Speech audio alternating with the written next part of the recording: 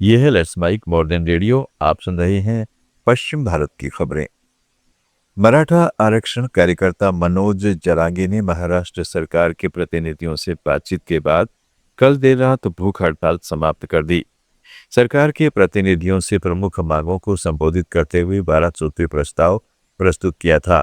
जरांगे ने आरक्षण की मांग को लेकर राज्य सरकार पर दबाव बनाने के लिए शनिवार सुबह जालना जिले के अपने पैतृक गांव अंतरवाली सारथी में भीषण गर्मी के बीच खुले में बैठकर भूख हड़ताल शुरू की थी।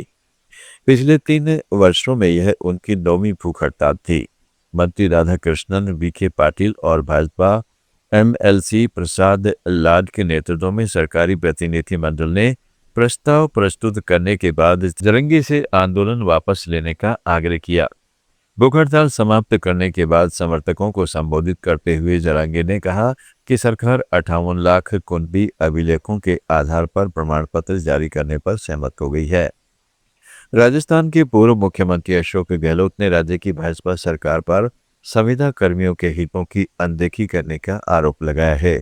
एक अखबार में छपी खबर सोशल मीडिया पर साझा करते हुए उन्होंने कहा कि उनकी सरकार ने वर्ष 2022 में नियम बनाकर संविदा कर्मचारियों के नियमितीकरण और भविष्य की सुरक्षा का रास्ता तैयार किया था, लेकिन वर्तमान सरकार उसी व्यवस्था के तहत युवाओं को नौकरी से बाहर कर रही है।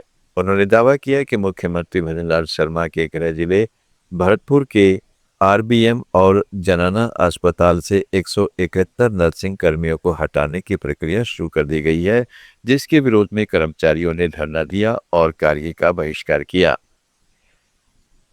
एनआईसीयू और पीआईसीयू जैसे संवेदनशील वार्डों में स्टाफ हटाने के कारण स्वास्थ्य सेवाओं पर विपरीत असर पड़ रहा है। राजस्थान भाजपा अध्यक्ष मदन राठौड़ के सामाजिक बहिष्कार वाले बयान पर आरएलपी सांसद हनुमान बेनीवाल ने पलटवार किया है। उन्होंने राठौड़ के बयान पर आपत्ति जताते हुए कहा है कि यह देश संविधान और कानून से चलता है। आज के आधुनिक दौर में जब खाप पंचायतें भी किसी का सामूहिक बहिष्कार नहीं कर सकती, फिर सत्ताधारी दल के प्रदेश अध्यक्ष द्वारा ऐसी बातें करना पूरी तरह गैरकानूनी और अमर्यादित है।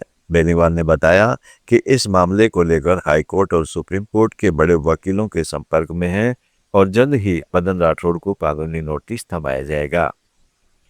राजस्थान के दौसा जिले में बाइक चोरी के शक में हुई मॉब लिंचिंग मामले में 5 आरोपियों को गिरफ्तार किया गया है।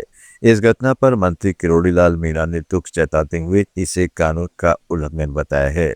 बता दें कि 28 मई को दिनेश मीणा घर से बाल कटवाने निकला था, तभी पंडितपुरा में उसे घेर लिया गया। वहां चोरी का शक जताते हुए उसे नीम के पेड़ से बांधकर लाठी डंडों से इतनी बुरी तरह से पीटा कि उसने दम तोड़ दिया।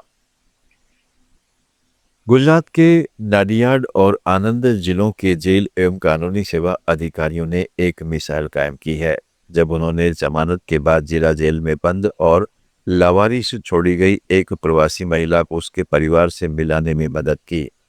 2 छोटे बच्चों की मां को मध्य प्रदेश में अपने परिवार से मिलाने के लिए कानूनी सहायता, परिवहन और पुलिस सुरक्षा की आवश्यकता थी। अधिकारियों ने इन सभी चीजों की व्यवस्था कर महिला को उसके परिवार से मिलवा दिया। आकाशवाणी की 90वीं वर्षगांठ के उपलक्ष्य में आज सुबह आकाशवाणी अहमदाबाद में एक वॉकेथॉन का आयोजन किया गया। 4 किलोमीटर की यह वॉकेथॉन सुबह 6 बजे शुरू हुई। इसमें आकाशवाणी और दूरदर्शन केंद्र के कर्मियों ने बड़ी संख्या में भागीदारी की। वॉकेथॉन आकाशवाणी केंद्र से शुरू होकर आश्रम रोड और रिवर फ्रंट मार्ग से होते हुए आकाशवाणी केंद्र पर समाप्त हुई। गोवा के स्थापना दिवस के मौके पर प्रधानमंत्री नरेंद्र मोदी ने जोर दिया कि गोवा के भावी विकास को पारिस्थितिक संतुलन, स्थिरता और इसकी अनूठी सांस्कृतिक पहचान के संरक्षण द्वारा निर्देशित किया जाना चाहिए। प्रदेश को तीव्र विकास और बुनियादी ढांचे के विस्तार के पथ पर आगे बढ़ाना जारी रखना चाहिए। महाराष्ट्र, गोवा, गुजरात, दमन और राजस्थान की ताज़ा खबरों के इस बुलेटिन को रोजाना सुनने के लिए डाउनलोड करें लेट्स माइक ऐप। आप सुन रहे थे let's make more than radio. Follow कीजिए हमें हमारे सोशल मीडिया प्लेटफॉर्म्स पर।